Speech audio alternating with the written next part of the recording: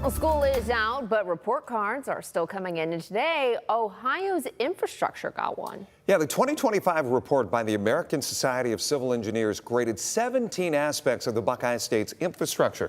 We're talking from roads and bridges to water and energy. Steve Iwanek, he spoke with local officials and state officials about those scores. Infrastructure. It's more than pipes and pavement. It's what supports every busy life. It is why we so aggressively go after grant dollars that we've been proud to receive. Toledo City Councilman Nick Comive says the city is making real strides towards better drinking water. I would say that Toledo gets an A+. The reality is we've made a lot of improvements to our water treatment facility in the last couple of decades because we were forced to by the EPA. So, the water that's coming out of people's taps all across the city is clean, drinkable, and fresh. But statewide, that score isn't so hot.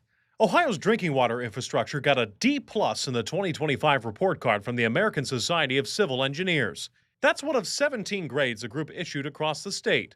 Top marks went to rail, solid waste, bridges, and parks. The lowest, drinking water, inland waterways, stormwater, and roads. What kind of grade would I give us? We're not done yet. We're still in progress, so a B-. Metro Parks Toledo earned praise in the report for accessibility and trail connectivity. Scott Carpenter says the ongoing Glass City Riverwalk is a big part of that. When we're all done, we will have a 300-acre greenway connecting 6 neighborhoods on both sides of the river. Meanwhile, road improvements remain an obstacle. Matt Bruning with the Ohio Department of Transportation says it boils down to 2 different issues: local roads, fixed by local governments, and state routes, fixed by ODOT. He says for highways, improvements have been made.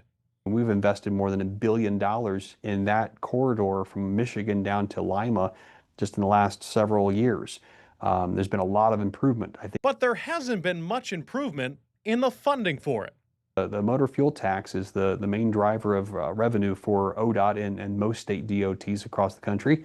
And we're all driving more fuel efficient vehicles, but we're driving more miles, which means the revenues continue to be flat. And that's a challenge we had back in 2019.